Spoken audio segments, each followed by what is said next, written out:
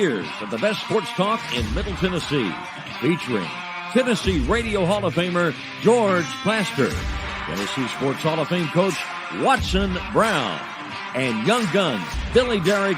And now, here's your host, George Plaster.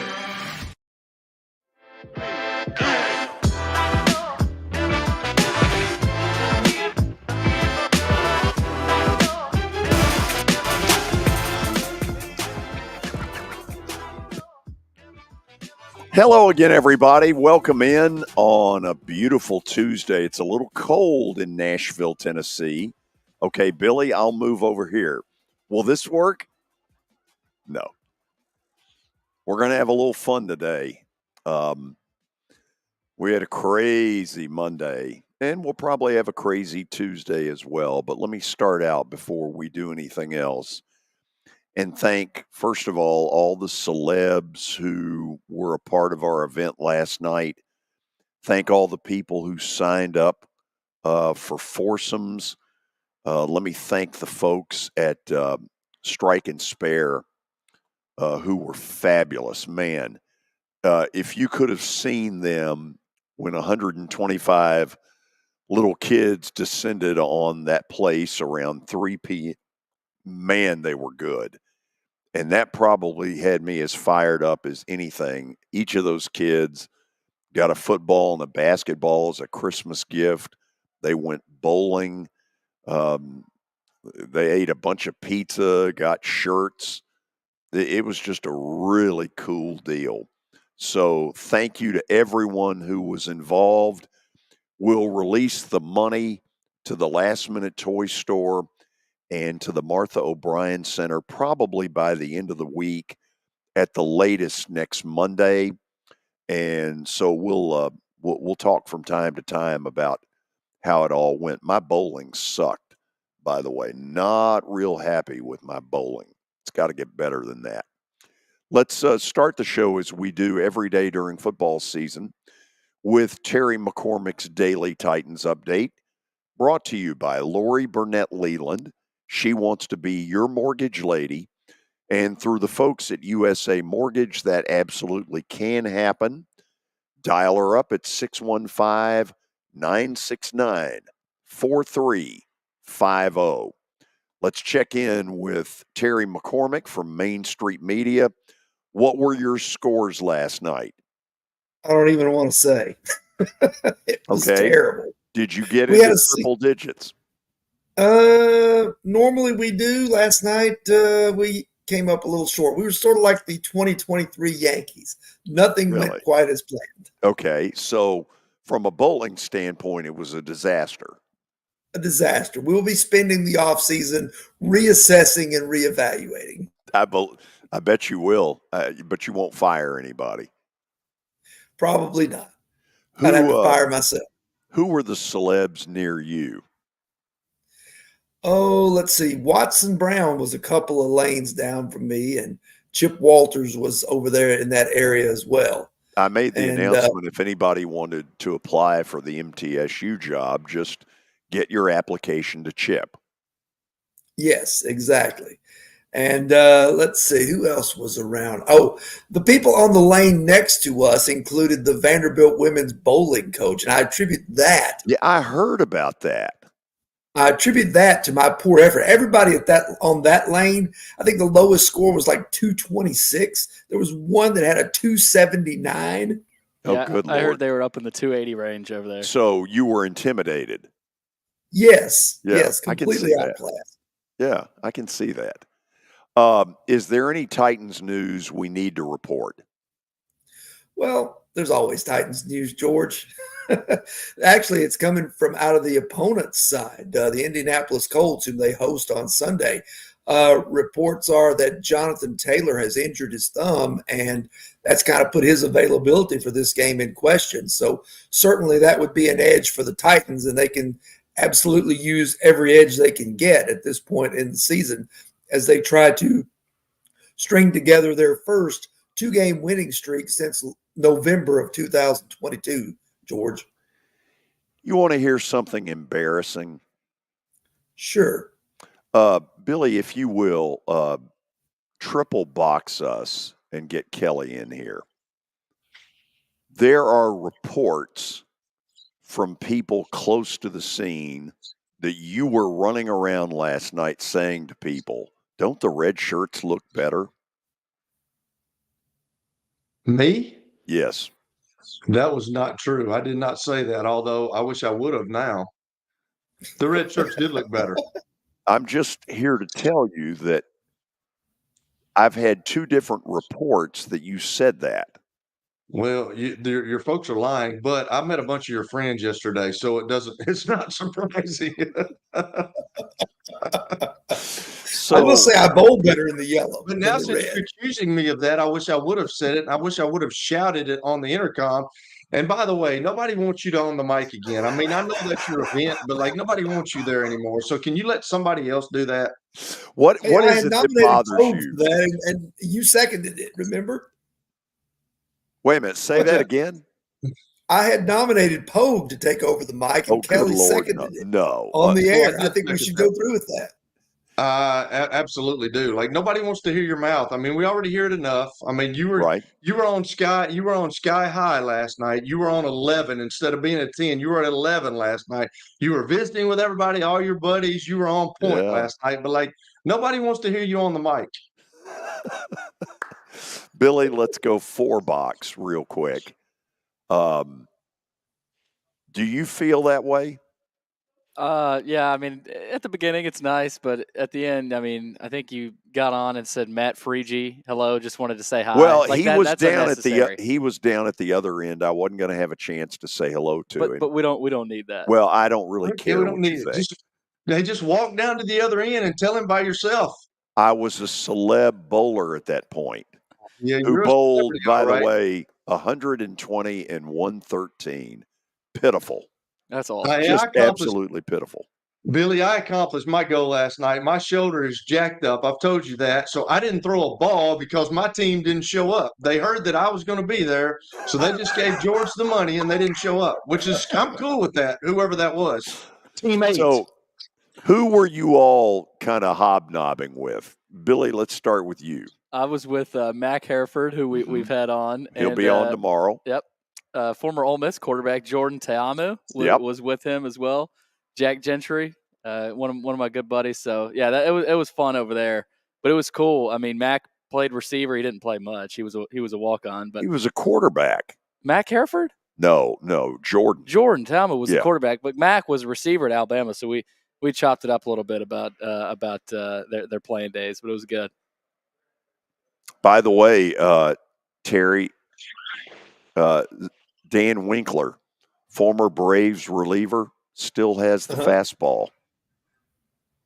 Man, he hummed it.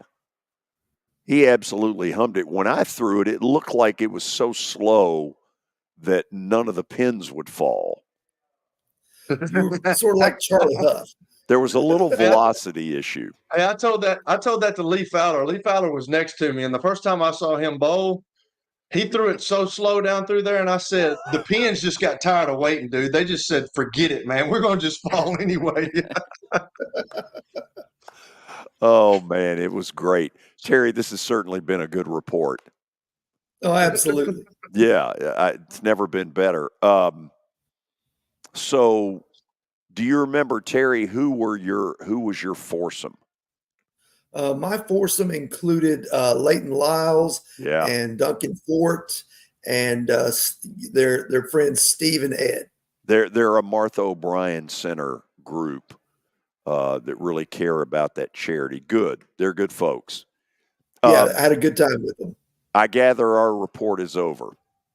Our report is over, George, unless there's something you'd like to add. Not a lot of news coming out of there, is there?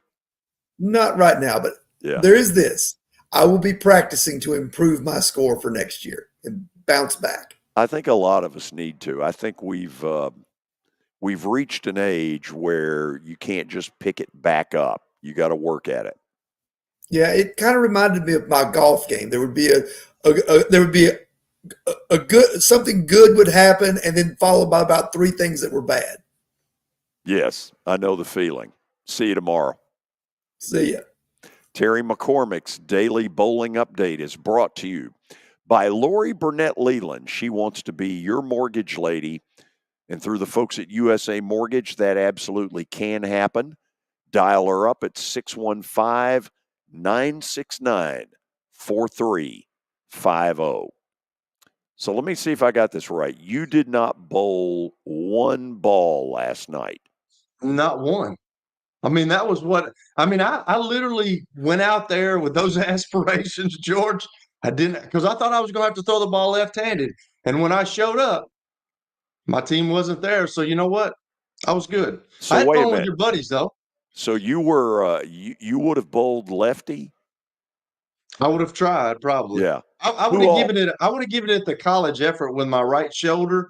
But, like, I'm serious. I'm like Drew Brees right now. I can't throw a football anymore. So, I mean, I don't know how I would have bowled. I'm like Willie. Willie said, you would have fought through it. And I was like, yeah, I would have fought through it. But eventually, I'd have had to go into left hand. So, whoever team 8 was, thank you. I appreciate it. Who all was around you? It was all your buddies from BGA. Mark gosh. and Mark and Ed. Mark was Barrett, it? Henry Genie. Yes. Excuse me. Hold on here. Yes, all those guys. Yes. Yeah. Rob Bessmeyer. They had nothing good to say about me. They didn't. No, I just asked them. I'm like, please tell me that y'all like gave George an atomic wedgie, or y'all used to beat him up in class, or please tell me something of that nature. And they said, nah, we didn't really mess with George. Like, he was. Yeah, it wasn't really worth it. So. Well, that's a good group. I was really upset about that because I was hoping that I was going to get a good story about somebody just punching you in the grill, and it didn't happen. Right. So you and Billy came eye to eye at one point, and it looked like you wanted to hit him. Oh, I did. I actually like. He's like he's like one of those punchable faces. You know what I'm saying? That's a nice attitude, Kelly. Sorry, Billy. I mean, I love you. I've come to be affectionate towards you, man. I like you a lot, but like I like giving you grief a little bit, but you do. No, I like it. You do have one of those punchable faces at times. George is having a coughing fest over here. Look, I'm lucky to be awake. I mean, drink some water, George. Like, figure it out, dude. Grow up. Lighten up. So I get home last night, and I'm watching the highlights of the Bears in Minnesota. Yeah, you lost. No, for those, well, I did lose now that I think about it. Yeah. For those who watched that 3 hours, those are 3 hours of your life you will never get back. It's awful. It was so bad that I had forgotten it was on those TVs. Like, yeah, right above us. Remember last year, I think we had a decent game, and people were kind of, looking up. There were no eyes on the TV last night. Bears ended up winning 12-10. Justin Fields, I guess you call that a game-winning drive, of course, led to that field goal there. Impressed with Fields. I mean, he's been much maligned, Kelly, but I obviously it was 12-10. They didn't score a touchdown, but I thought he did just enough on that last drive. You're playing Josh Dobbs, but I mean, I think that's a good sign maybe down the road for Bears fans and Fields to at least get something. How does Matt Eberflus keep his job? I don't understand it. Did that do anything last night to kind of change anything or Who no? knows? I mean, it's the Vikings. Here's what's disturbing to me, and tell me if I'm wrong about this. I'm really rooting for Josh Dobbs, who I've never met, but by all accounts is a really good human being. But his career has a lot of this. Couple of games where he gets you all excited, and then he goes out and throws 4 picks. That's the reason he's a journeyman. Mm-hmm. I mean, he says, I'm learning from these mistakes. It doesn't look like it. No, it doesn't. He didn't. He did not play good last night, but yeah, he drove them down the field on that one drive that they needed. I just, for the life of me, it goes back to what I always say: the defensive coordinator for the Minnesota Vikings. Why in the world, at the end of the game, are you rushing 3 guys, especially against Justin Fields? He can hold the ball and he can run. Why are you doing that? Why not put some pressure? Even Troy Aikman said something about that on the telecast. Yes, he did. Put pressure on guys. that all they got to do is get in field goal range, and they did more than get in field goal range. That was almost a chip shot for the kicker. But I don't understand defensive coordinators. Yeah. I mean, I get it. You don't want to get beat deep, but like you cannot allow a quarterback, especially a professional quarterback, to sit back there, move around. You can't guard guys that long. It's just it baffles me. Billy, do you have an update? I do. Preds Penguins tonight. And Terry already mentioned the Jonathan Taylor news, so I'll leave that out of it. Big news for the Colts. And, of course, the Titans play the Colts on Sunday, so we'll see about that. Patrick Kane is signing a one-year, $2.75 million contract with the Detroit Red Wings. Of course, the former Chicago Blackhawks spent 16 years with the Blackhawks before a trade to the Rangers last spring. So I don't know how much gas he's got left in the tank, but it's interesting. He's wearing a Red Wings jersey now. So Kane to the Red Wings. Tonight, college football playoff top 4 reveal. This is the big one because it kind of sets the tone for next week. I know a lot of games still have to happen next week, but I'm interested to see how far does Ohio State drop. That's the big one. Yeah. That's the big question. That's really the only thing I'm watching tonight. Kelly, you had them at 7, correct? 8? Maybe. It was 7, yeah. I think he had them at 7. 7. What's 7? But you said, what is y'all's top 4? Well, it's the same. I mean, nothing's really changed, I don't think. I mean, Georgia, Michigan. Other than, of course, Michigan, Washington, and Florida State. I think that's kind of the consensus right now. I mean, look, I'll admit I don't believe in Washington. I think Oregon is going to mash them Friday night. I think that'll be the end of Washington. I would not rule out, and I'm a big fan of this guy, Jeff Brom. Yeah. Will absolutely empty the barrels and Saturday night. They're against pissed off after they that are Kentucky pissed game. off. And they see blood with Florida State. They can win that game. And when that happens, Kelly, that's when we'll have some fun. Yeah, I just don't know. I don't know if they can, though, George. I don't know if they got enough bullets in the gun for that. But, I mean, they could. I don't know. I just think Florida State, from top to bottom on their roster is better now. The young quarterback's going to have to play. Well, he's not young. He just is young playing. He's going to have to play good again for Florida State to stay in this game. But I just think the roster from top to bottom of Florida State's too good for Louisville. Boy, if you're Norvell and Florida State, you feel the playoff, but you just got to get by Louisville. That's gonna be a fun game to watch. So we'll see about that tonight. Also, Arkansas is vetting former head coach Bobby Petrino as the school's next offensive coordinator. Petrino, okay, and with that in mind, when Tony Basilio comes on, I have a vision for a promotion that will absolutely blow you away. I can't wait to hear it. Oh, yeah. Does it involve a motorcycle? Yes, it does. Are we done? That's all I got. Okay, Tony Basilio gets to hear this first. He'll join us after the break. This should be fun. It was the most horrible experience that any mother could ever go through. I knew that I needed to get help. My friend, she immediately said, "You need to call Bart Durham." And you guys were there within an hour. You guys are like family for us. Yeah, sure is nice to connect with the people that you're doing your best to help. As the trusted premier custom home builder in Middle Tennessee, Donnelly Timmons has over 20 years of experience in the industry.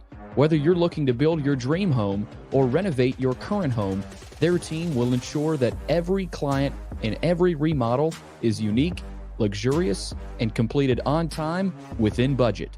Founders Dustin Timmons and Joey Donnelly have over 25 years of construction experience in the Nashville area.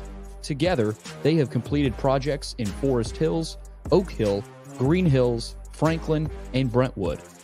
Dustin and Joey believe that communication is the most important aspect of all construction projects. Therefore, they personally manage each project themselves and are involved in job site activities on a daily basis. Their commitment to quality and integrity has earned them an outstanding reputation among their clients. Contact them to set an appointment for a free consultation or to view some of their completed projects. Give them a call at 615-456-7983 or log on to DonleyTimmons.com. I'm Watson Brown. I'm Kelly Holcomb. I'm Billy Derrick. We're the George Plaster Show. We've been Nashville's best sports talk for the last 30 years. And you know what? We still are.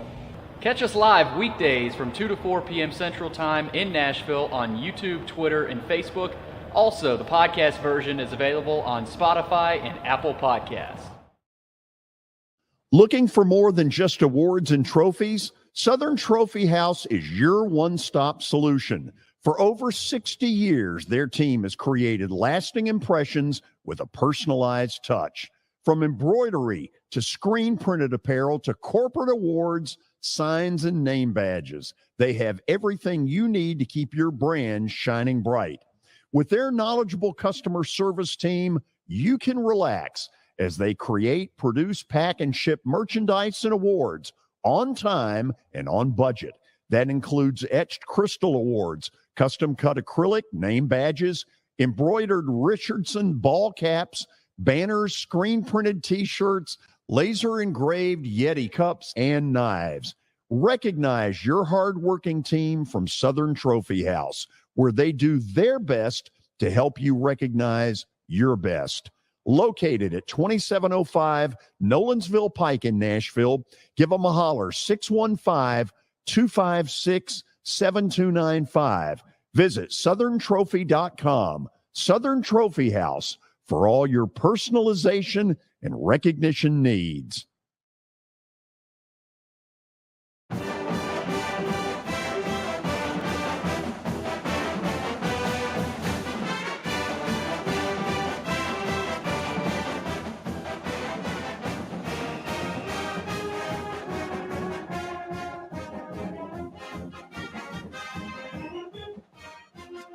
This is going to be lively, I promise you. Tony Basilio, sports talk host extraordinary. Oh, look at that. The Kelly Green. Okay, you're not the only one. Is that beautiful or what, man? That's well, the best color. This is prettier. Hey, congratulations to you, George, on your event, man. Thank you. We got to get you here next year. I would love to be there. The great Mark Griffin. Yeah. Bragging on getting a chance to hang out with Kelly Ziegler. Yes. And, told me that you had a tremendous event. It was a who's who kind of thing.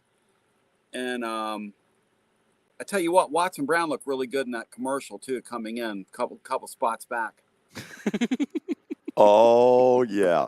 It got revealed yesterday, Tony, on the show. That Tony, you're so full of crap. Absolutely in Kelly Holcomb's head. So full of crap. Kelly, I didn't say anything about you. I just said. I know you didn't. I mean, I get it. I know where you're coming from. You got your little Kelly Green shirt. You beat my Bills the other night, which I'm still upset about. Which was a freaking. I mean, it's a joke. Get over it. The Eagles are so lucky. The Eagles are getting absolutely lucky right now. Two consecutive games. The Chiefs game, a guy drops the ball in the end zone.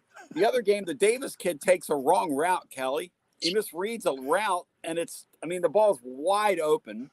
Just go, man. Just go. I still don't understand why he went a corner. I don't understand that. He had already beaten the guy. Just go. Just run. It was cover zero. I had a situation like that when I played the New England Patriots, and we were in the game, and we hadn't seen that. And I told Dennis Northcutt, I'm like, they're playing cover zero, man. Just run. I went back. I dropped back. He stopped. Dennis Northcutt from Arizona. Exactly. My guy. Love me some Dennis Northcutt. So let's get to the important issues. How many tickets do you need that night? 6. What night is it? It's the night of the, I think it's like Jan 11. Are you part of this? Yes. It's done. Will you be there? Absolutely, I'll be there. Beautiful. Yes. We're going to break bread together. In fact, I don't know who you're with.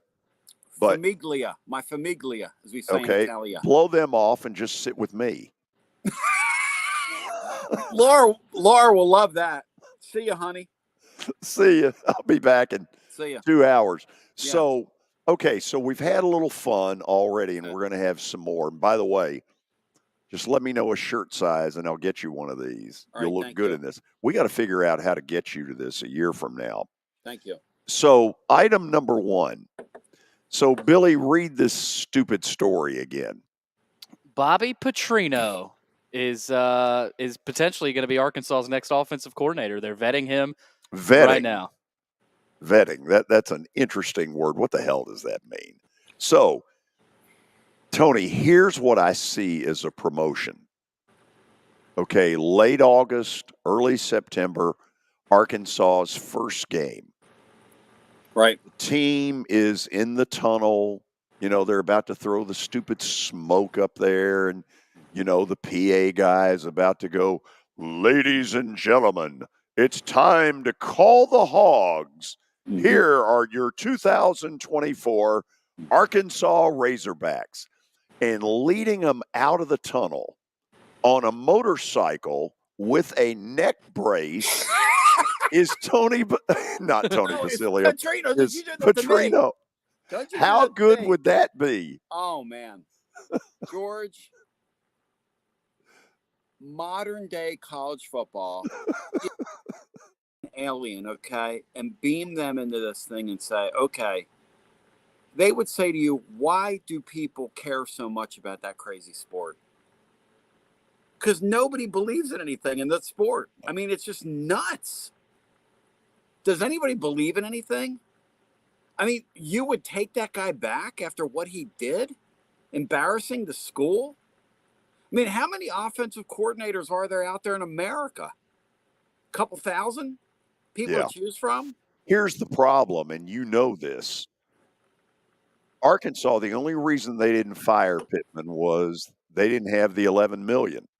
Right. So they figure that out, and then they put this phony-ass press release out there saying, "Oh, we're thrilled to have him back." And the players were so thrilled they got beat 48-7 by Missouri. So don't sound as thrilled as the press release.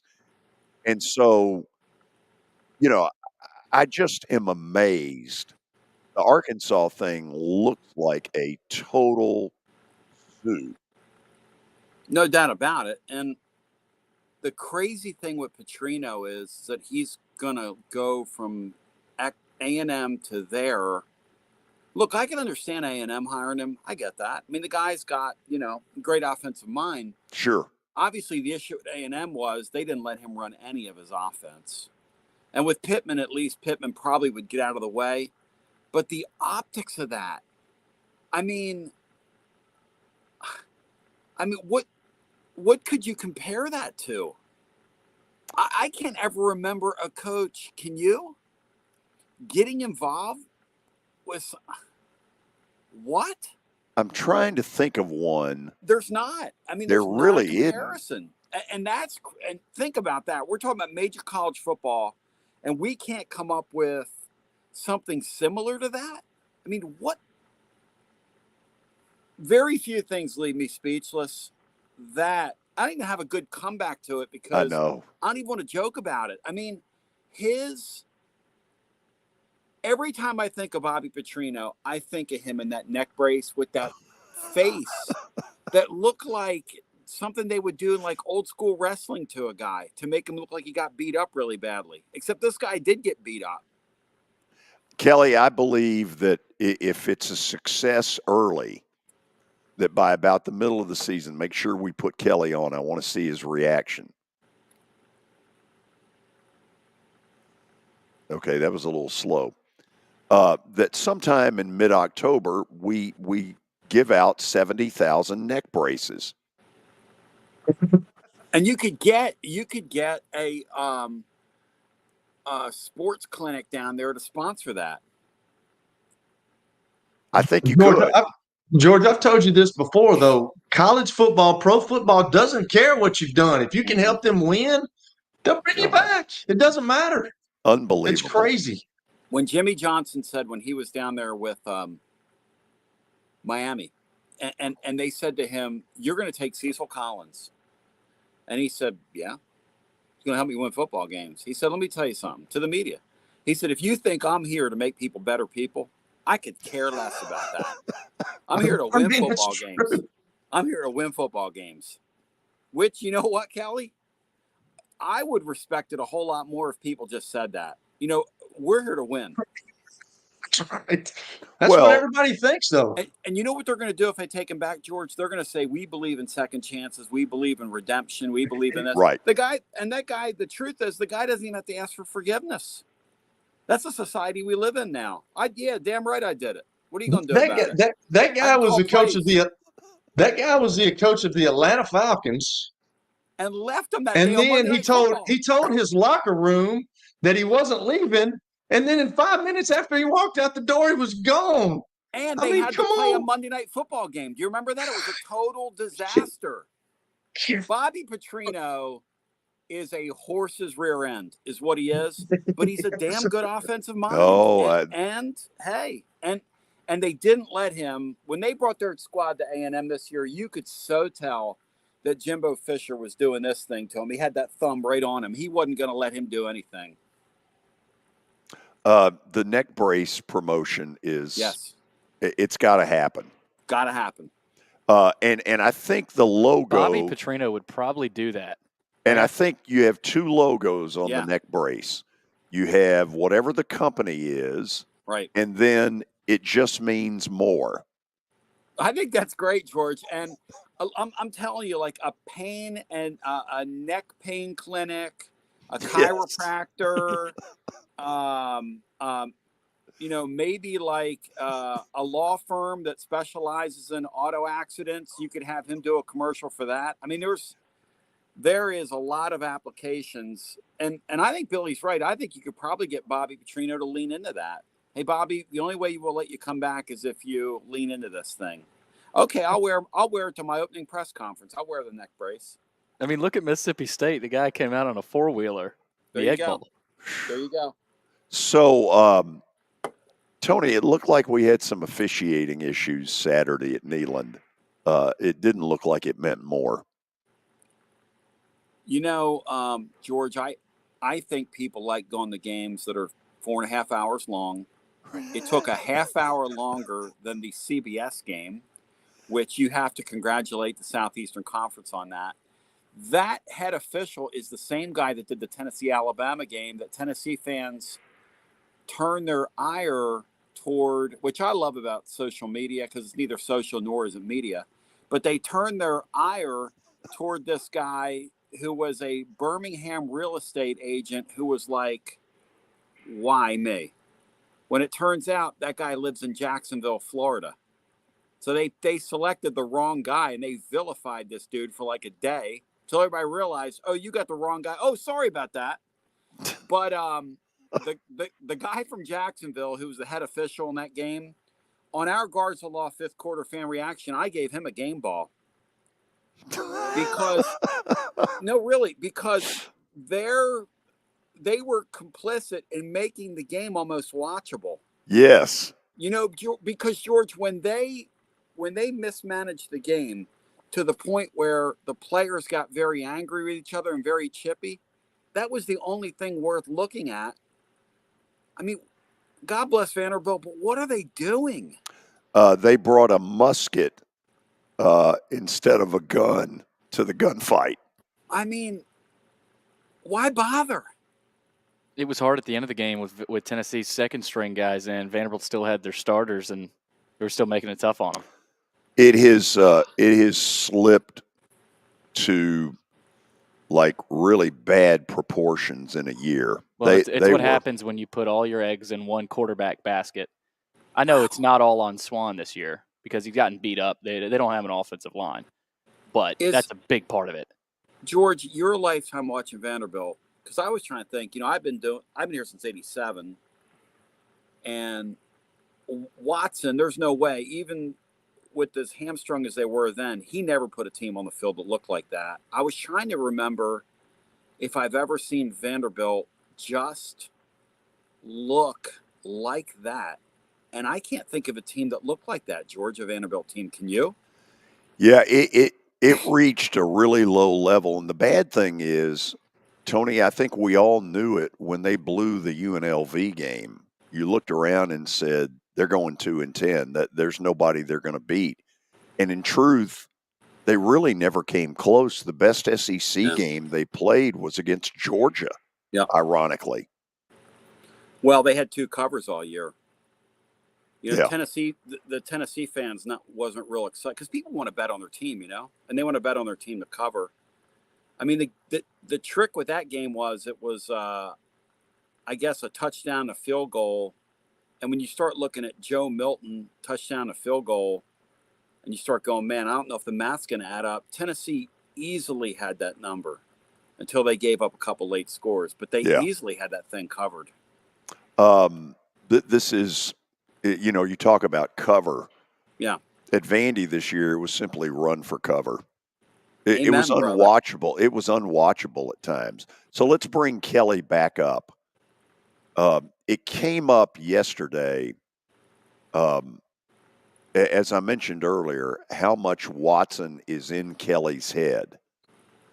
And Tony, that's just not true, George. Sorry. I mean, I'm sorry you say that, but that's just not true. Can I ask Kelly a question real quick? Seriously? Oh, absolutely. Go right ahead. Okay, so Tennessee's got an assistant coach that apparently is in play at middle. I'm just trying to figure this out. Jerry Mack is his name. Do you have any context there? Do you have any knowledge of what they're going to do?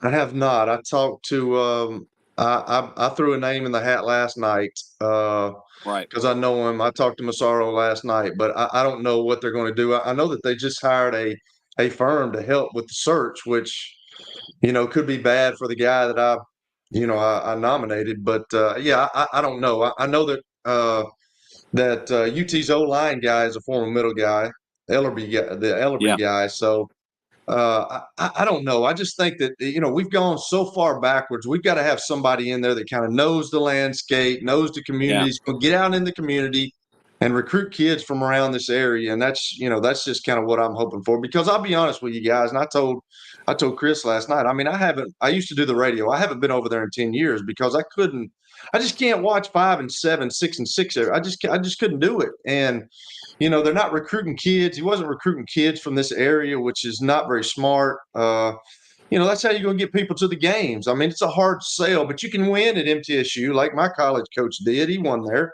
So you can win there, but you've got to go about it, and you've got to know the landscape of this place. So I'm not sure. I don't know who they're going to get. I don't know what they're thinking, Tony. I really don't.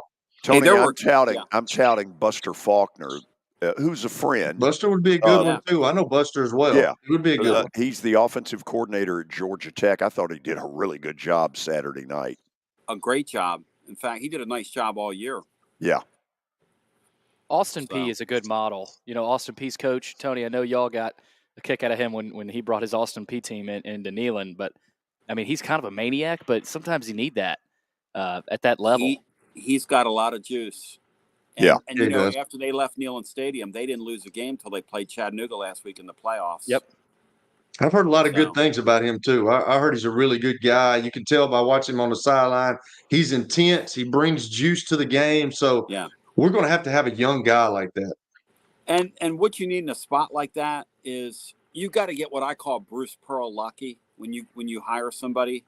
You need somebody that's the best job they've ever had. They're going to walk out there with their hair on fire.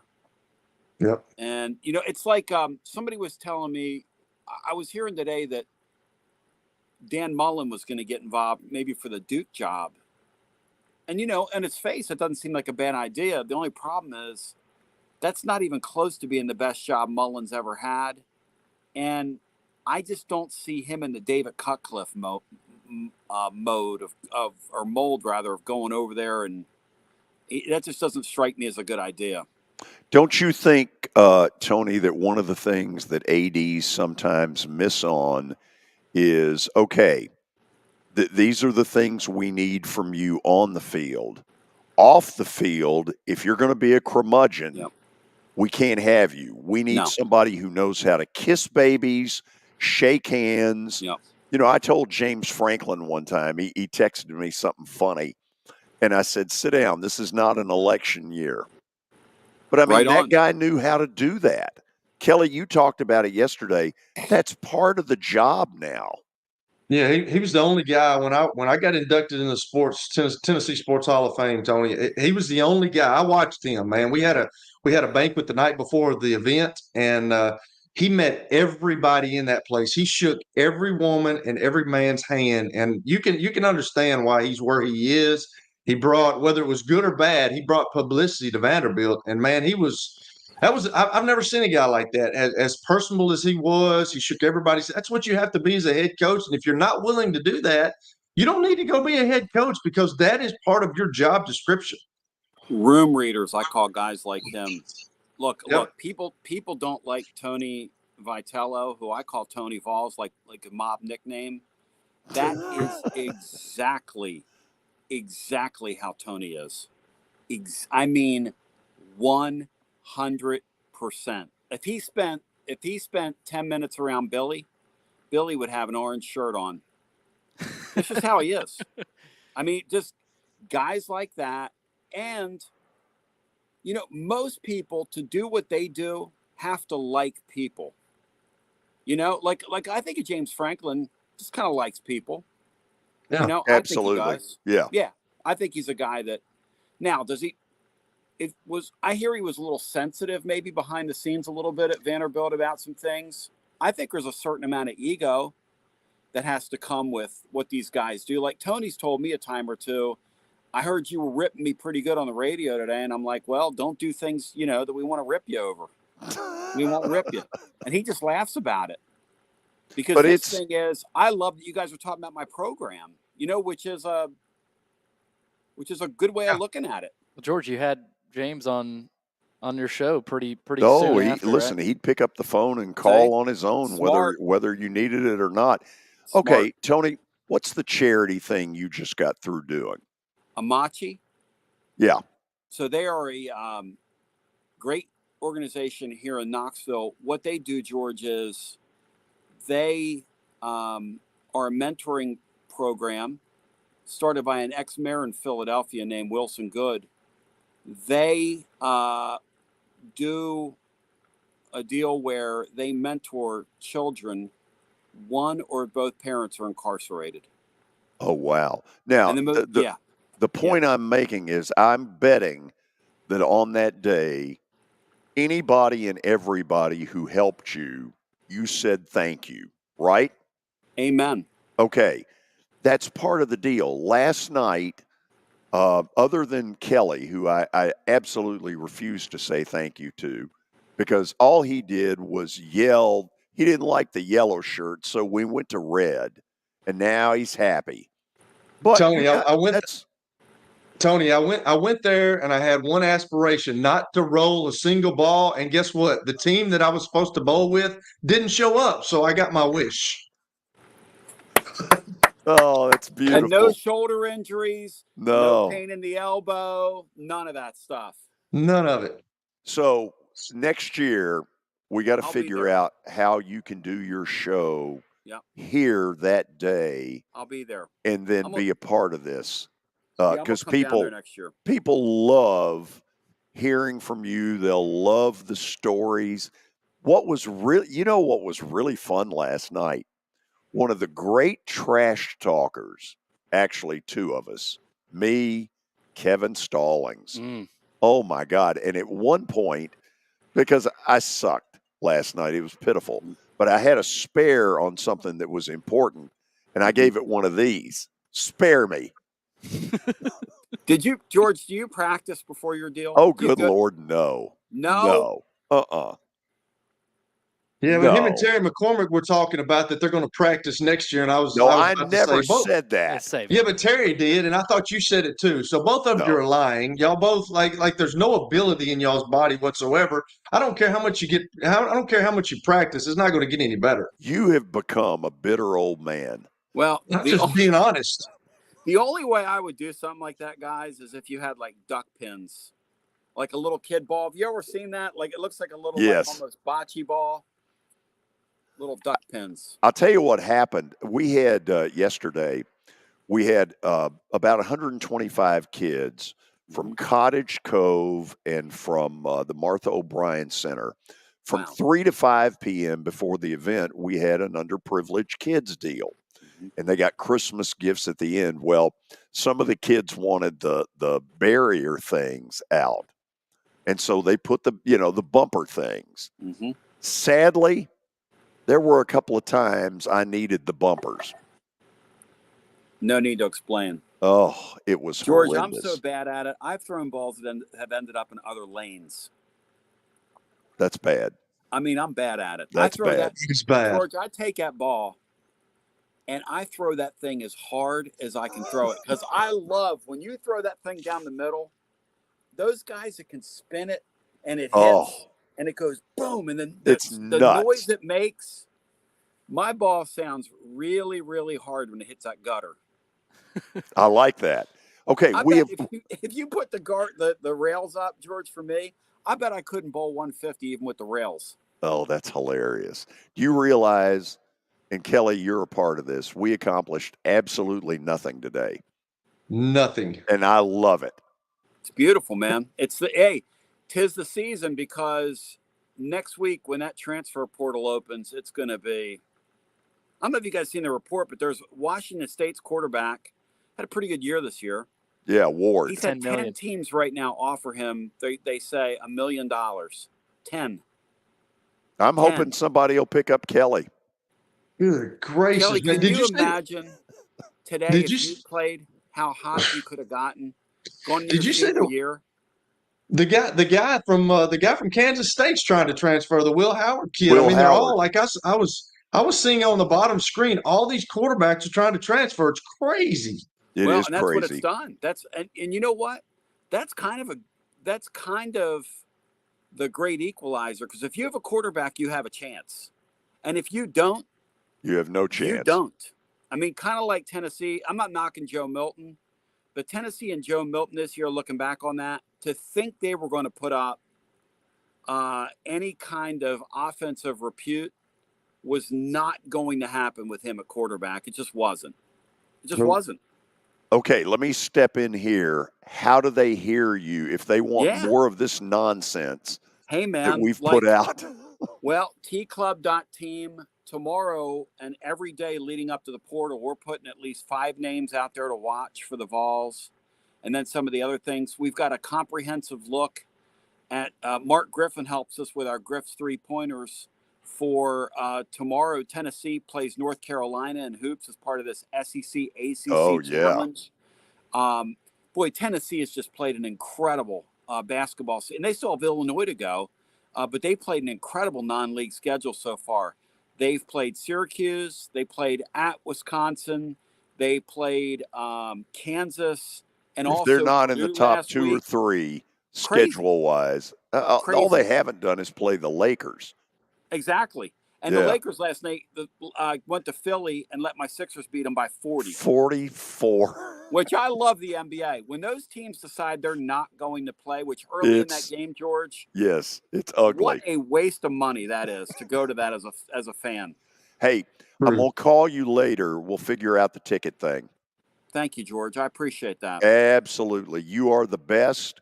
Love having you on. Next year, you got to be at this thing. I'll be there. You're a blessing, man. Thanks, guys. Talk to you. See you, man. You. Okay. That was awesome. Nothing we accomplished nothing other than the Bobby Petrino promotion. It's it's got some potential. We got to go to a break. Yes, we do. We'll pay some bills and we'll be back.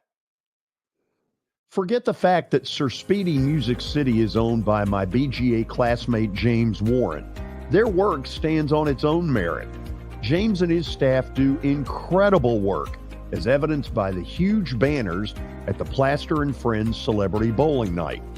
If you're looking for quality to help your marketing and business communications, and you want it at a reasonable price, these are your folks. Call them at 615-832-9511 or go to print at sirspeedymusiccity.com. And be sure to tell them Plaz sent you.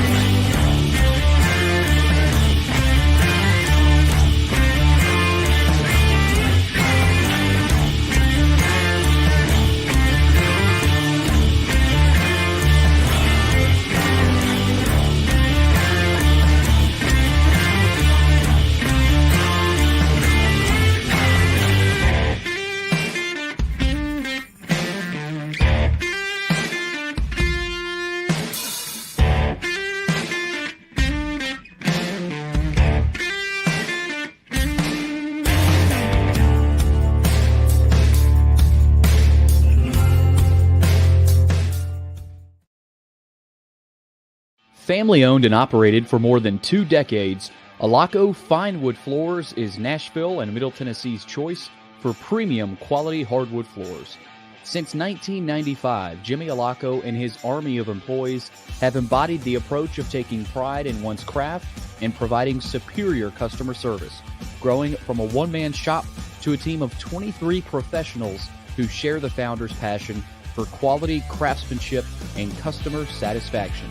If you are interested in contacting them, you can find their headquarters at 2505 Winford Avenue in Berry Hill, or give them a call at 615-356-0303. Again, that's 615-356-0303, or log on to alacofinewoodfloors.com. Alaco Fine Wood Floors, serving Middle Tennessee's hardwood flooring needs since 1995. Over the years, more men have started to seek help for hormone deficiencies and imbalances, and Dr. Jeffrey Lodge and wife Daphne, along with their experienced staff, give men the treatment required to improve their quality of life, improve your immune system, energy level, cognitive function, and more. There's no better time to achieve a healthy lifestyle. What are you waiting for?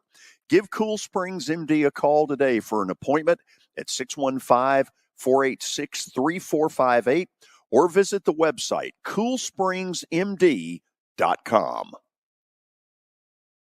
For over 35 years, Wilson Bank & Trust has been committed to providing customized banking solutions to help individuals, families, and businesses in Tennessee achieve their goals. As your full-service community bank, we are proud to offer loans with competitive rates, local decision-making, and fast, friendly service from our experienced lenders. No matter where you are on your financial journey, Wilson Bank & Trust is ready to help you take the next step. Visit your nearest Wilson Bank & Trust office or online at wilsonbank.com to get started today. Member FDIC, Equal Housing Lender.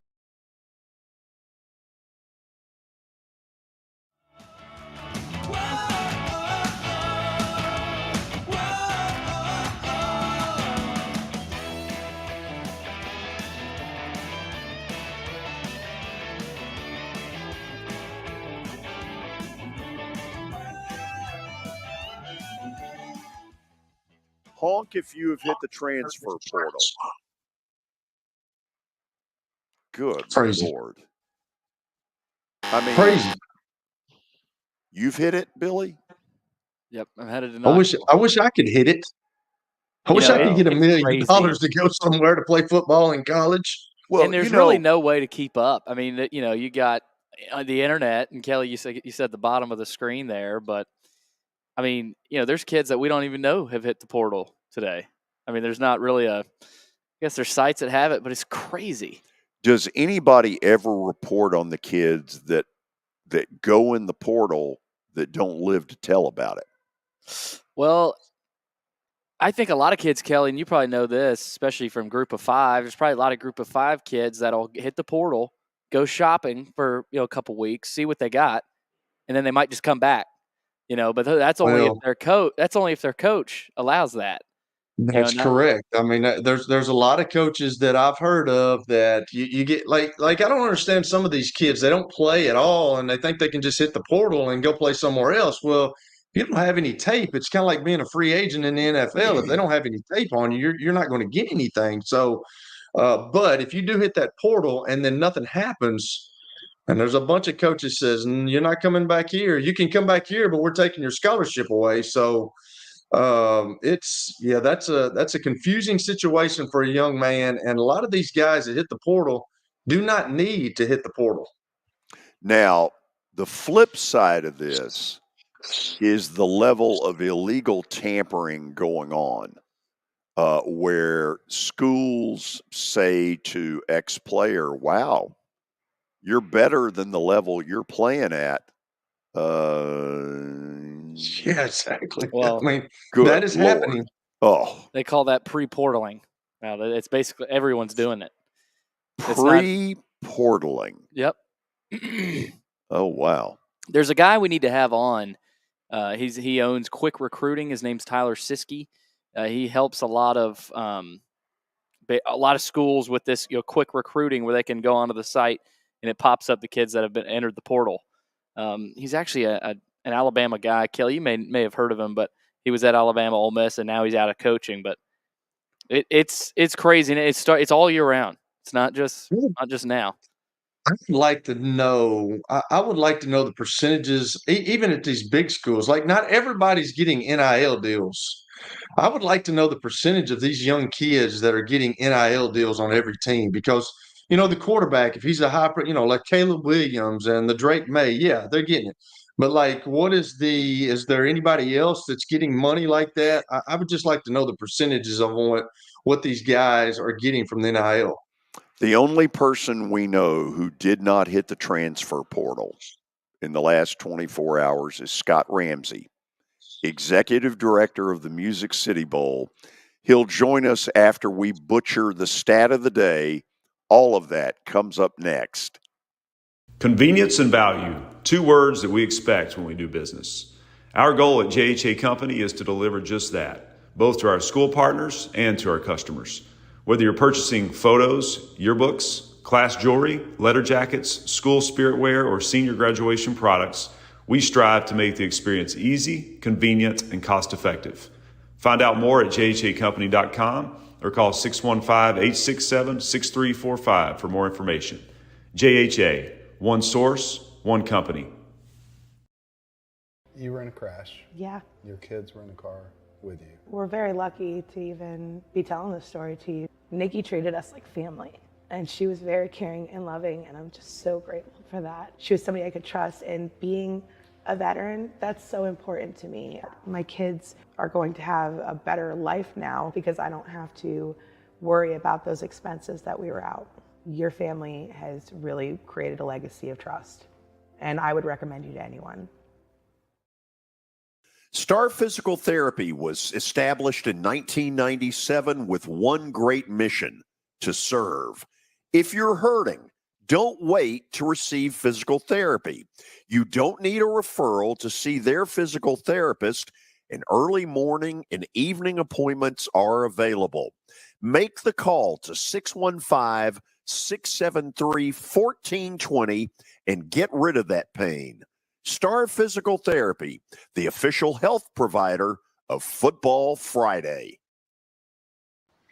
All right, I'm here with my buddy Chip Ward from Lincoln Home Loans. And Chip, it's football season, and it feels like it's moving season every time of the year, especially here in Nashville. Tell us about your business, Chip, and kind of introduce people to who you are and what you do here in the Nashville area. Well, you're exactly right, Billy. It is definitely moving season, as it is most times, especially right here after Labor Day. Kids are back in school, and people are starting to think they want to get settled in before the holidays. And so what we are doing is right now we are getting a lot of people pre-approved for home loans. Inventory has ticked up a little bit. It has been down, but it's rebounding a little bit. And right now is a good time to buy. Chip, real quick before I let you go, tell people how they can reach you. And if someone is interested in your business, how would they reach out to you? Well, sure. At Lincoln Home Loans, you can reach me at 615-500-7579. My URL for my application page is chipward.net, and my email address is simply chip@chipward.net. And so I'd love to hear from anybody. I can answer any questions about the whole home buying and financing process.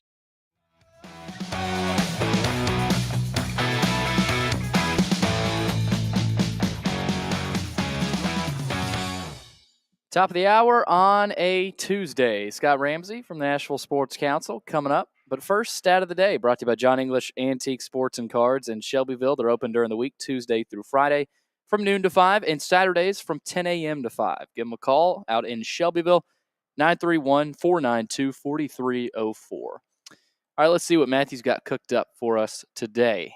Danico Autry of the Titans has recorded at least 8 sacks in 3 straight seasons. Who is the only other player in Titans franchise history to have 3 seasons with at least 8 sacks as a Tennessee Titan?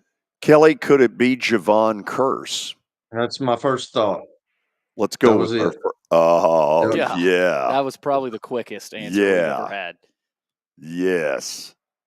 Javon Curse. I was with Javon Curse when he went to Philly. I went to Philly for 2 months. I was up there for 2 months. I got traded, and he was the countryest dude ever.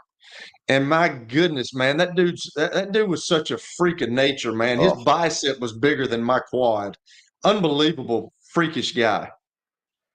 He's from Fort Myers, Florida. Yeah. Crazy. Florida Gator. Are we now officially into the 3 o'clock? We are. Okay, I got a great start to this with Scott Ramsey, who has probably put on more big events than any human being I know. So, Scott, last night we had our bowling deal, and some of the people at the registration table, and you know very well, Chris and Tricia Casasanta, Jeff Lipscomb. And so some of the conversation went back to the late, great Rick Regan and how Rick would call you at 7:45 the next morning after one of these big events and tell you all the things you did wrong. Did you ever get that phone call? Oh, no. Uh-oh. We're not hearing him. We're not getting you, Scott. What's he got to do? You may want to check that mic. See if your mic is connected. I think I know where the answer's going, though, even just lip reading. I think I got it. Well, we haven't got him. If you want to hop out and come back in, you can try that. Uh-oh. Okay. He's hopping out and then apparently going to hop back in. But if I know Scott, he may be like me. Now, he's better technologically than I am, but he might have a challenge here. He might need one of the young assistants in that thing to pop in. Yeah, there's a look at it. It's not far away. We're not getting him. We're not getting him? Nope. Do we want to do this by phone? We sure can. Okay. Then hold on a second. I'm going to give you, Scott, does that sound okay? Do it on the phone? Okay. Let me give you, you've got his number? Okay. We'll, because I'm dying to hear this answer because there was some absolutely hysterical stuff that came up last night. Scott, are you there?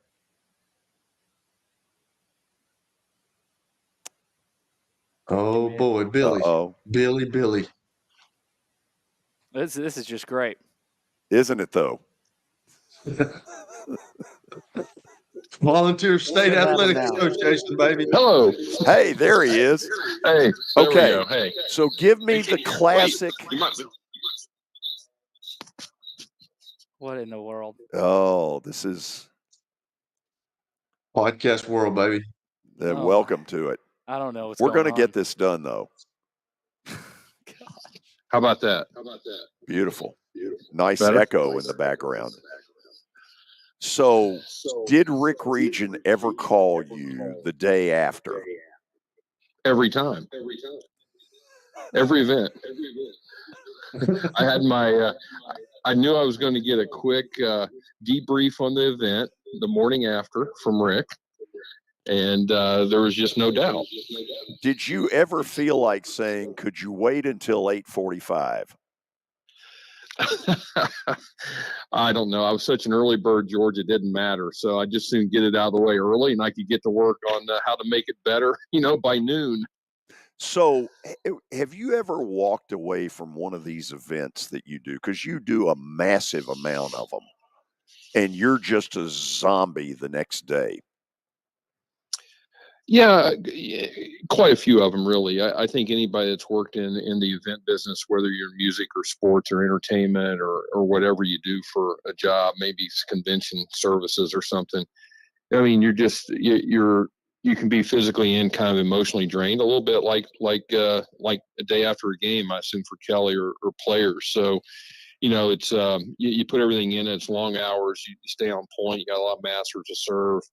Things you can control, things you can't control, you have to react to. So, yeah, you kind of have a little bit of a hangover, really, kind of for a couple of days, just trying to kind of get your energy and your focus back. But it's been a blessing, George. I've been here since 1995, and to be able to see what sports specifically, just from my area of job, has done for our city has been pretty incredible, and just really excited about the future as well. Yeah, it's made us a big league city. I mean, you can say all the other stuff, but biasly, sports made this a big league town. Well, it's the tentacles of the vision that Mayor Breslin had in the 90s is pretty evident now when you see, the core downtown and what he thought about with the arena and the stadium, and making sure that really in the 90s, if you kind of rewind a little bit, cities were starting to think, boy, we got to start building these facilities out in the suburbs where people are living. And he kind of reversed trend on that a little bit and really kind of invested in our downtown, and then be able to use the venues as ways to attract both locals and tourists and kind of build off our tourism model was just really brilliant. And I think we're seeing the results of that now. He's one smart man. There's no doubt about that. So kind of lay out to people what this week is like, because on Sunday, you're going to find out for sure who the teams are. What all's been going on before that? Well, I know we've talked a lot about it over the years. It's kind of hard to describe in a real synopsis, but I think the best way to describe it to folks is really you've got two parallel tracks. You got the SEC and the Big Ten for us right now, and then you've got a third element, the college football playoff standings, which initially will come out around noon to 1 o'clock on Sunday. And that'll dictate the New Year's 6 games. A lot of people focus on just the top 4, but really we kind of look at the New Year's 6, which is based on either a contractual obligation for a bowl to host a team. For example, this year, the ACC champ or a replacement will go in the Orange Bowl. There's some contractual obligations, and then there's some teams that get in by the final ranking. Once that's done, then we kind of move through each conference process, which is different. Every conference has a different set of bowl selection procedures that they work with their partner bowls. We're in the 4th year of a 6-year agreement, as all bowls are. We're aligned with the SEC and the Big Ten. The SEC, we're part of a pool of 6 cities: Tampa, Nashville, Jacksonville, Houston, Charlotte, and Memphis. And we work collaboratively with the conference office, and this has been going on now for 8 years. And I think it's been a benefit to Nashville that we're really able to kind of keep new teams going to new cities with new matchups more often. So we kind of have some rules of thumb in the SEC. We try to avoid some repeats within a 3-year period, if at all possible. We try to kind of keep the matchups, avoiding repeats of regular season or maybe the first game of next year and so forth. Then on the Big Ten side, it's a little different. We kind of move through an old-fashioned draft process, if you will, but there's some twists in that as well. Through the 6-year period, we can only repeat a team once. We try not to have a back-to-back team. For us, it would be Iowa. We couldn't have back this year. And there's some nuances to it. So, for example, Tampa picks right in front of us. However, if the Big Ten fills the opposition side of the ACC in the Orange Bowl, the Big Ten vacates Tampa, and we'll slide up a spot and pick right after the Citrus Bowl. So there's a lot of moving parts. I know in the end it looks like it's pretty clear cut and always seems easy when you look at it on the Monday after. But this week for us is a lot of what ifs and trying to be prepared for Sunday and really kind of go through every permutation combination so you're not caught by surprise, and be able to get out information publicly as soon as possible on Sunday. So let's bring Kelly Holcomb into this. Scott, I've tried for years to get you to say, okay, look, it's going to be Tennessee versus Maryland. I'll release it right here. Kelly, I want to see exactly how you try to go around the perimeter of this to get Scott to tell you the two teams. Go. Well, he's obviously not going to tell us the two teams. My whole deal is this. When I was doing radio for Middle, I remember going to a couple of bowl games, and they always had things during the week. Now, the teams have to practice, but what do you guys – how does the scheduling about that? Because there's banquets that guys got to go to. They get a lot of sponsorship stuff. How does the week set up that way? Like, what do you got planned for those guys when they come into town? It's changed over the years, Kelly. But I think where we've settled on right now for that question is we've really kind of take the 3 to 4 days that they're here. We tried not to really be somebody we're not. We kind of went away from trying to create a 6-day travel window, and we've really gone to 4. And what we've done is we kind of divide and conquer based on the separate groupings. So obviously you got the players, which you've referred to, and they do. We kind of work with each team. We work through their travel schedule, when they're going to arrive, what they want to do as a team, meetings and so forth.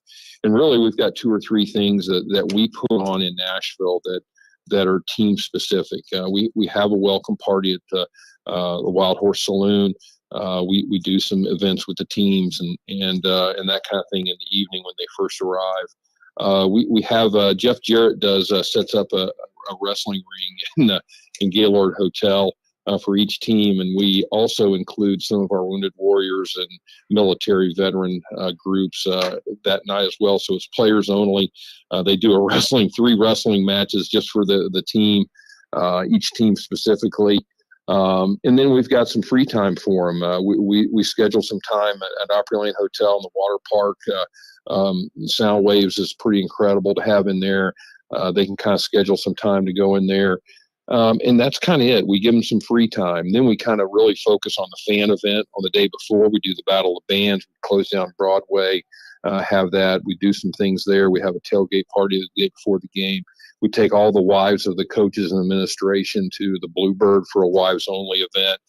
We have a VIP administration event on the stage of the Grand Ole Opry with some songwriters. So we kind of divide and conquer on each little group. And we continue to survey those who have been here on kind of what they like and don't like. So we kind of keep improving that. But we've really got some great feedback, and it's a nice balance of scheduled events and free time, which has been important to all the teams that have been here. To think about, I saw all of your board members on there, and you got quite a few board members, but do they have specific jobs when it comes to this, or they just, I know that you guys got to sit down and you guys got to think about like who's going to come into the game, but they like, when it comes down to that week, do they have specific jobs, and do they have to be at all of these events, or how does that work? No, we when we started it, we really did a lot of research. At the time, Commissioner Kramer at the SEC, Commissioner Delaney at the and John Swafford of the ACC. We really kind of went and did some research on, hey, of all the bowls you guys have been to, this is late 90s. Give us some organizational guidance here as we're starting a new game in Nashville. And the feedback was, on the bowl specifically, we've got about 25 folks on our board that don't rotate a whole lot. They said, be consistent, have a consistent voice, and use the assets of the city to your advantage. So our board has really stayed, Kelly, at a very strategic, fiduciary kind of role, and allowed us as staff and volunteers to really do the really front line kind of work, if you will. So they've been great leaders. They've been very strategic, and they've really helped us navigate these first 25 or 6 years by really kind of putting the city first. They do have some responsibilities, but it's kind of up to them. They help us host some events. One of the events we do that very few bowls do is we host an event on the night before for all the parents of the players for both teams. We've done it underground. We do it at a bar downtown, have an event for them, and they enjoy meeting the other parents on the other side. A lot of our board members will host that. So at the various events, our board members do host. We do host a couple at the Grand Ole Opry event with spouses, which is nice, with the president of the university and the AD and head coach and so forth. So throughout the week, they are involved, and they've been great leadership for us.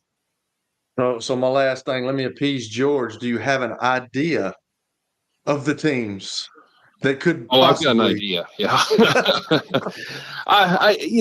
Every year, I know this sounds trite, but every year is so different. And as you know, Kelly, you can't control the wins and losses. And I'm sitting here kind of looking at my worksheets, and I wish there were 14 teams in each conference, bowl eligible, so we'd have a lot of options to try to put some games together. Some years you have 2 or 3 really flip a coin, kind of wait to see some things happen. This year, quite honestly, neither conference is very deep as far as numbers of teams that are qualified. So, by the time the CFP and the New Year's Six kind of comes out, I think we'll have some very, lean choices of just maybe a couple options. Again, kind of following the rules of thumb that we talked about. I think Tennessee and Kentucky being here the last 2 years probably aren't going to fit this year from the SEC side. And that could just leave really a couple teams, an A&M and Auburn and LSU, which I don't think would probably fit here this year on there. And then you flip to the Big Ten. And again, we had Iowa last year. You're going to see how that game plays out, but I know they're a big underdog against Michigan. And you're going to kind of see how the Penn State, probably around the bubble and New Year's Six, is going to get in or out. And that could affect to some teams like a Wisconsin or a Maryland that could kind of fit in here. Scott, thanks again for coming on. Billy Derrick here. I got one last thing for you. Obviously, we switched to Kelly. There we go. Obviously, spring of 2027, the new stadium here in Nashville, and you've seen stadiums like the Mercedes-Benz in Atlanta. They've got two bowls: Celebration Bowl early, and then late, of course, with the Peach Bowl and the College Football Playoff. What are those conversations going to be like? Is the Music City Bowl? Are you guys hoping to continue that and potentially down the road have a playoff matchup as well? Or what does that mean for kind of the coordination, especially with how close those events would be? Well, I think it's just a little premature right now, Billy, on being able to answer, because I think what we're waiting is really the CFP to kind of get their arms around their business model. They've got to finalize their media rights package that starts in 2026. Like I said, we've got this year and 2 more years remaining on our current contracts. I think they're going to go to market and get that done here probably in 24. And then they're going to think about where they want to kind of play those sites. And I think we certainly want to be in that conversation. We're going to be aggressive about pursuing that. But then again, they're going to kind of dictate those playing rules. And I think it's see where it's going to go. I mean, certainly we want to chase a national championship game. And certainly we want an opportunity to showcase Nashville in the biggest and best possible way we can. I'm just not sure what that means yet until they kind of get their arms around what the top of the system is going to be like and where they want to and when they want to play those games. But certainly with a new stadium, having turf, being able to turn around quickly is really going to give us a big advantage to kind of compete at that level. So, Scott, we got one last story here for you to end this. So yesterday we've got like 125 kids that came in for an underprivileged bowling 2 hours, 3 to 5 p.m. And I'm one of those people who loves getting in the middle of them. Everybody get their hands together, ready, break. And it was decided that that would have been one of the things that would have been on Rick's list, that it was not controlled. And Chris Casasana, who has been a great volunteer for you, shares the story that one year you all used to have a lot of Little League football teams. Yeah, still do. Okay, that would be involved, and Rick would be involved. And Chris, like me, wanted these kids making a lot of noise. You know, are you having fun? Yeah. And that was not Rick's strength. No. And we decided that this morning, if he were still alive, that would be one of his 745 deals, that we've got to get these kids in a straight line. You know, So George, you can picture this, and I know you got to go here. But, no, don't worry. I want to hear it. You've teed up. So we do. We sponsor over 20 leagues in Middle Tennessee, Southern Kentucky, Northern Alabama. Every year we give the kids an opportunity. If you win your league, whether it's 5 years old or 12 years old, you come on the field pregame. We announce your team. You're on the Titans field, and free tickets for the kids, and the parents get discounts. And it's just been a great outreach program. Delta Dental gives free mouth guards to all those leagues. Over 150,000 they've given away so far. So anyway, when they come, we take both tunnels. Obviously it's pregame. We're on live TV, so it's a very defined period of time where they're on, off. Right. You know? And Rick obviously large and in charge of the volunteer crew to make sure we're going to get, this thing handled, and we're going through rehearsals. Line up, kids. You should be touching the wall. Line up, single file, 2,000 kids from the tunnel that go clear through the TV truck area, back up the ramp. By the time you get kind of back there in that open area, it's kind of a free for all, right? They're kind of in a group. Sure. And Rick's just walking up and down. It's single file kids, single file kids, single file kids. And when we say go, I mean, if he says run once, he says run. We got to get done on time. Run. I love it. So he was certainly a sergeant of arms. For that absolutely. process, and it was quite the scene, as you can imagine. There's a chance Suzanne Region is watching this right now, and I told her earlier today, I said, I think Rick would really be proud that 3 years after he passed away, we're still talking about him.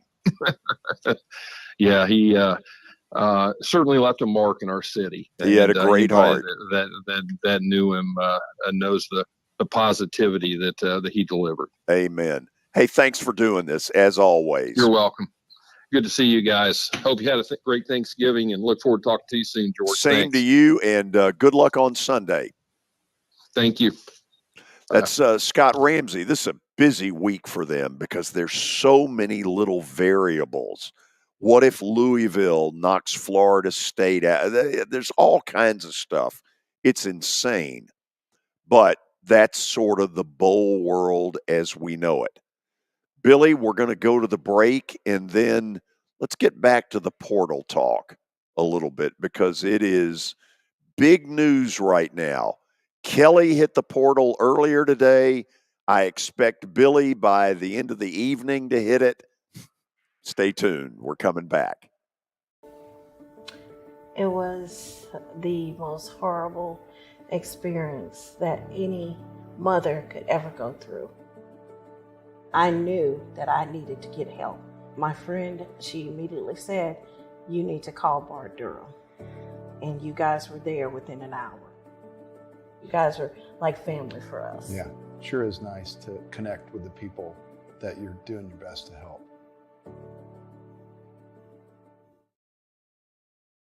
As the trusted premier custom home builder in Middle Tennessee, Donnelly Timmons has over 20 years of experience in the industry. Whether you're looking to build your dream home or renovate your current home, their team will ensure that every client and every remodel is unique, luxurious, and completed on time within budget. Founders Dustin Timmons and Joey Donnelly have over 25 years of construction experience in the Nashville area. Together, they have completed projects in Forest Hills, Oak Hill, Green Hills, Franklin, and Brentwood. Dustin and Joey believe that communication is the most important aspect of all construction projects. Therefore, they personally manage each project themselves and are involved in job site activities on a daily basis. Their commitment to quality and integrity has earned them an outstanding reputation among their clients. Contact them to set an appointment for a free consultation or to view some of their completed projects. Give them a call at 615-456-7983 or log on to DonnellyTimmons.com. The George Plaster Show is Nashville's best sports talk, 2 to 4 p.m. Monday through Friday on Twitter, Facebook, and YouTube. There's a podcast version available on Spotify and Apple Podcast. Looking for more than just awards and trophies? Southern Trophy House is your one-stop solution. For over 60 years, their team has created lasting impressions with a personalized touch.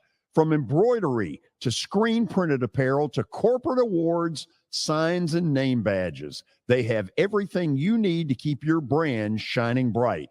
With their knowledgeable customer service team, you can relax as they create, produce, pack, and ship merchandise and awards on time and on budget. That includes etched crystal awards, custom-cut acrylic, name badges, embroidered Richardson ball caps, banners, screen-printed T-shirts, laser-engraved Yeti cups, and knives. Recognize your hard-working team from Southern Trophy House, where they do their best to help you recognize your best. Located at 2705 Nolensville Pike in Nashville, give them a holler, 615-256-7295. Visit southerntrophy.com. Southern Trophy House, for all your personalization and recognition needs.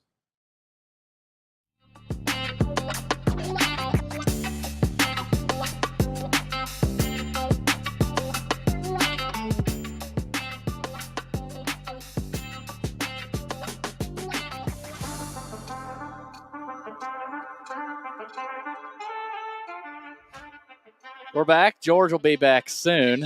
Had to go do a favor for Pogie, but just Did me he and have you to take for a now. potty Joe. break? Did George have to take a potty break?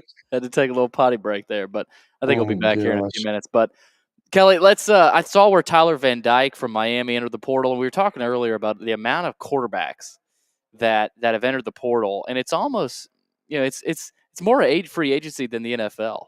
If you think about it, I mean, the NFL obviously there's more college teams, but I mean, as a quarterback, like put yourself in their shoes.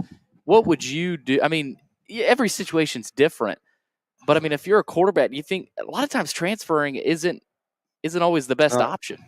Sometimes it's not the best option for you. That's for sure. I was thinking myself. I can remember I was just thinking in the break when I first started in the NFL and I was at Indianapolis. Free agency was around, but it hadn't really hit. People didn't really. I mean, it hadn't caught on yet. There were a couple, but like I can remember leaving one time, and I'm like, well, you know what? I'll be back next year, you know. But then when free agency started happening, the only promise that you have if you make the team is that year. And hopefully you make it through that year without getting injured, being able to play. You make it through that year. But then after that year's over, I can remember sometimes there's a lot of anxiety. You never really know what's going on. And if you're up for contract, it's just like the anxiety, the anxiousness that you go through because you're not sure, like, have I done enough to keep myself in this league? Have I done enough to go on with somebody else? I know that I got some coaches out there, but are they really going to take me? But there was just so much uncertainty. And now with this stuff, I mean, it's trickled down. Everything trickles down. It's trickled down in the college level.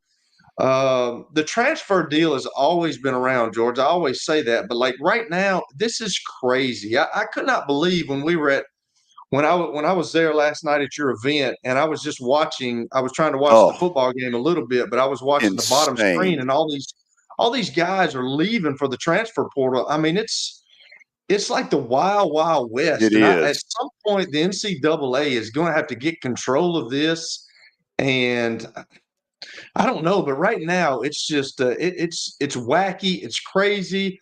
I don't think guys get into it thinking that they're going to go somewhere. But if you don't have any film, like you need to stay where you're at and try to make a name for yourself. Now, quarterbacks are a little different. And being from Alabama, I'm sure is a little different. Like if you come from Alabama or Georgia, you know that the coaches are going to be scrolling that and they're going to be looking and they're like, okay, this guy was a 4-star athlete that went to Georgia. He's going to help us. He's in the transfer portal. Let's go get him. Or from Alabama, the same thing. But like if you're a kid at Northwestern or at Texas Tech or somewhere like that, and you really haven't played, like it's better to stay there and make a name for yourself and get some film on yourself before you do that. But I was just always too loyal, George. I don't know if I could do that, man. I really don't. But it's the way that the world is now. It's the way that our society is. There's no loyalty whatsoever. It's all about that green and all the just like you heard the kid from Washington State, the Ward kid. I mean, there's 10 teams after him that are paying him $1 million. So he's got his pick of the litter. I'd love for him to Crazy. just stay. It's he probably won't, but well, okay. Here's one piece of this. I believe that every last one of us that's ever gone to a college, at some point, there's some little magic moment where you want to say, you know what? I'd be better off at X rather than where I am. And I had that magic moment now, not as an athlete, but as a struggling student. And I can remember having this phone call with my mom where I said, I'm damn sick and tired of struggling. I'm not good enough to get out of Vandy. And, there was sort of, they did, my mom and dad did a really good job of saying, look, let's hold off. If you feel this way at the end of the semester, let's talk about it. And Kelly, I just think what we've got now is anytime a coach yells at a kid and says, you're not running the route right, what are you doing? Right. Kid gives him the look that is, screw you, I'm going in the portal tomorrow. And I think it's gotten out of control. Got some soft teams. Oh, it's gotten totally out of control. That's what's happened. That's what Tom Moore and I talked about when I called. He said it's all about money, but he said it's gonna make this situation like if you get a coach yell or if you get a coach look at you wrong or if you don't think he's treating you right, you're not getting the play time.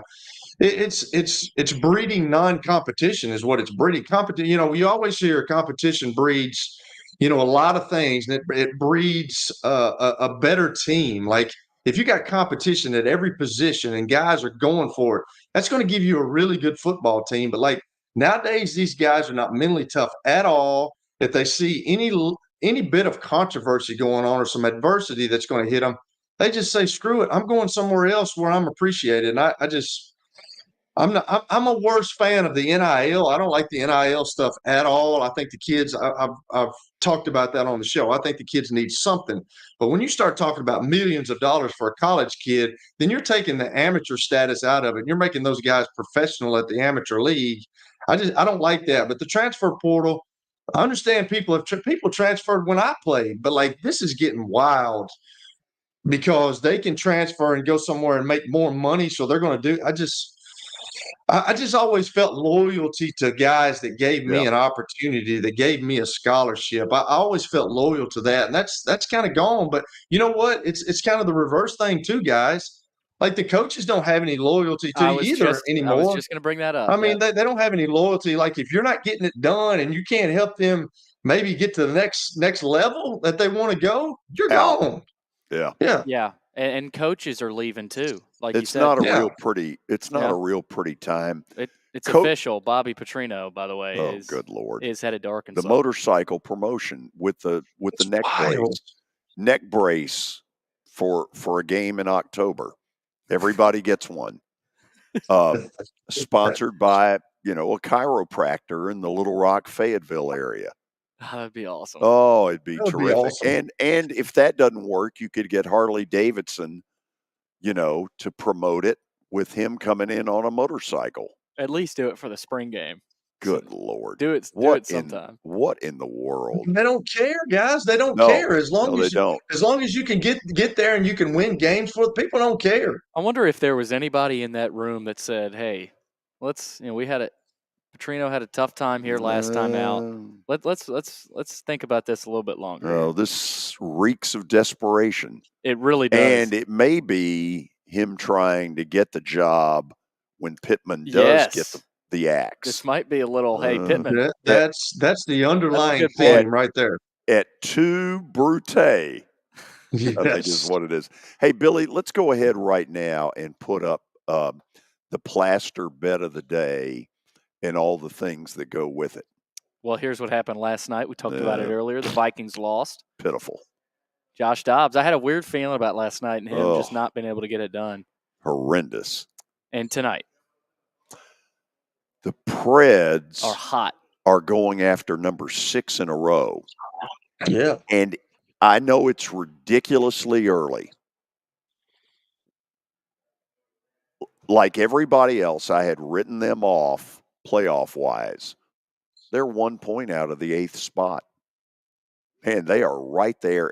But more importantly, they are starting to do the things that Barry Trotz and Andrew Burnett have talked about.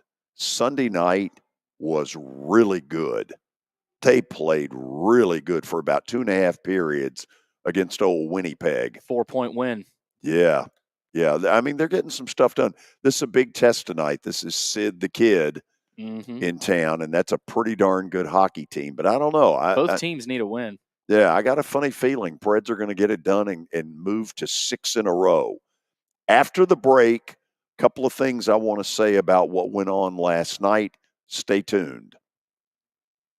For over 35 years, Wilson Bank & Trust has been committed to providing customized banking solutions to help individuals, families, and businesses in Tennessee achieve their goals. As your full-service community bank, we are proud to offer loans with competitive rates, local decision-making, and fast, friendly service from our experienced lenders. No matter where you are on your financial journey, Wilson Bank & Trust is ready to help you take the next step.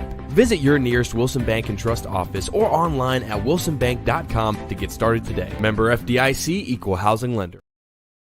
Family owned and operated for more than 2 decades, Alaco Fine Wood Floors is Nashville and Middle Tennessee's choice for premium quality hardwood floors.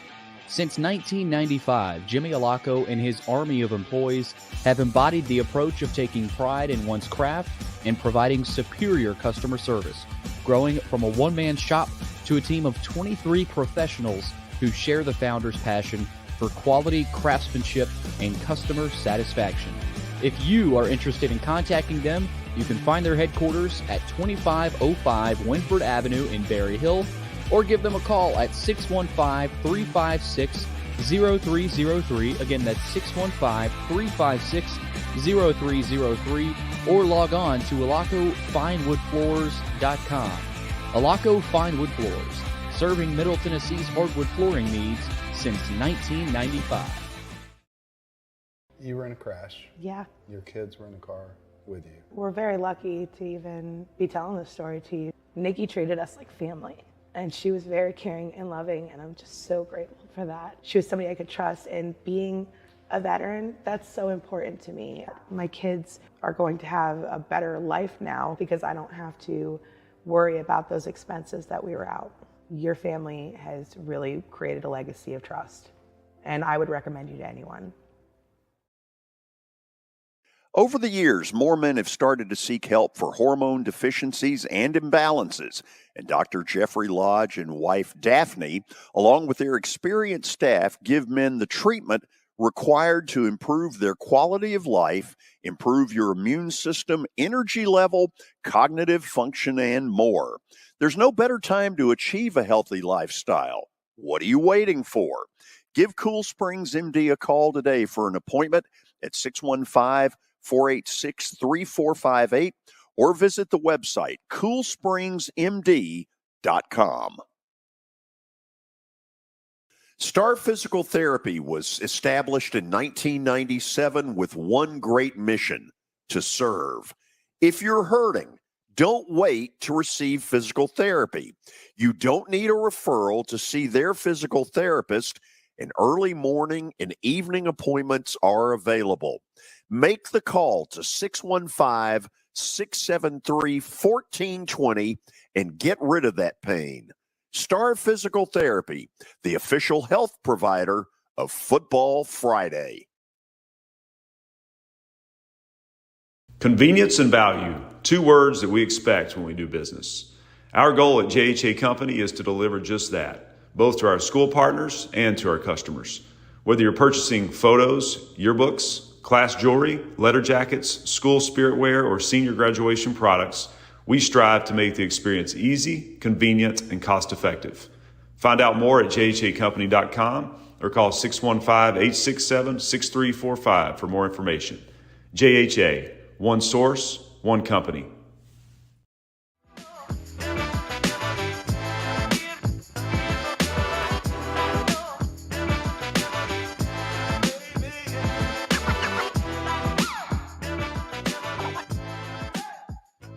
In the past, I have made the claim about the Plaster and Friends Celebrity Bowling Night that it's the most fun charity event you'll ever get involved in.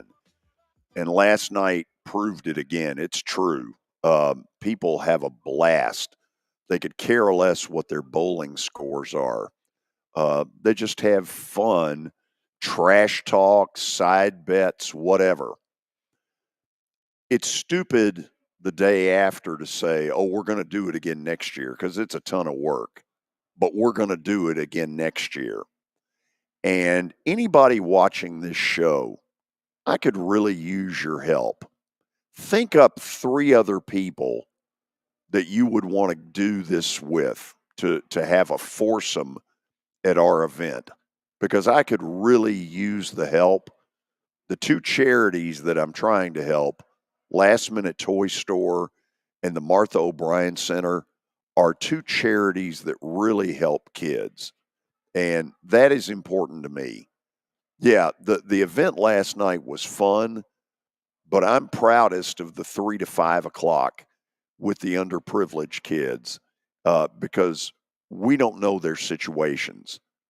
We have a suspicion that, you know, they haven't had it as easy as probably you all out there and me have had it. And with that in mind, let me thank Bob Lyons and the folks at Outdoor Lighting Perspectives, because without them, we would never have had the kids outing that we had. 125. It was a rugrat convention, and it was great. And those kids loved getting those Christmas presents at the end. Think up a foursome, help me out, and shoot me a text or an email and let me know because I need your help. I want this thing to continue, but I won't deny it's a little bit of a struggle. Those are hard, man. And I've done a golf. I did a golf tournament for about 6 years, and that the golf tournaments are really hard.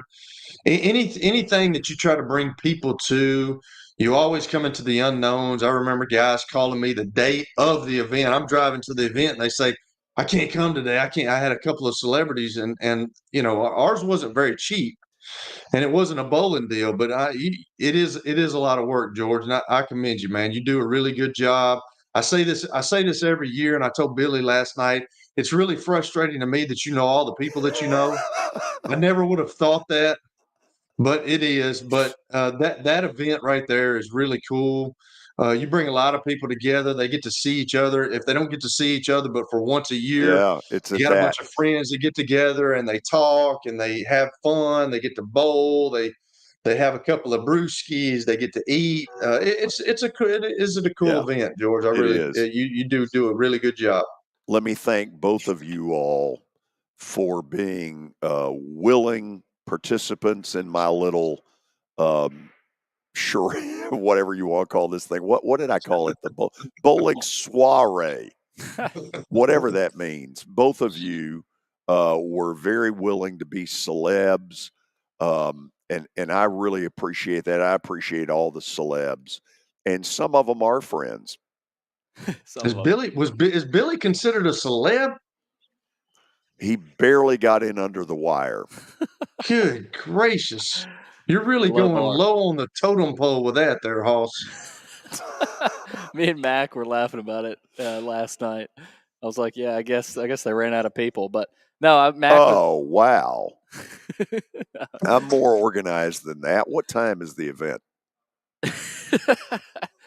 But no, Mac was talking to me. He's been to a lot of those type of events, you know, and Kelly talked about, you know, a lot of money. He's been to some big money ones, he said. But, you know, he said he liked how close knit it was. And, you know, everybody felt like everybody kind of knew everybody, and it was really local. And, you know, that it's always a fun event to go to. For me, it's been a great way to kick off the Christmas season. We will do our show in a couple of weeks from the opening day of the Last Minute Toy Store. And I promise you, it is going to open your eyes. When you all see what I see, you're going to know why I care so much about that charity. 2 weeks from Friday, we'll do our show live there. Nice. Kelly, thank you. Guys, see you. You are a good friend, even though you are what you are. And what does that mean, George? No, I don't know. It was a good cheap shot. I had to throw it in there. Sounds like thank you, some as line always. from a movie. People think that he and I hate each other. It is not true.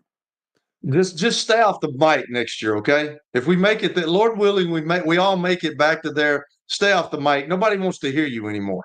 Thanks. You're what you are is just an angry old man. See you tomorrow. See you, Billy. Yep. Do not turn out like Kelly. I'll try not to. See y'all tomorrow.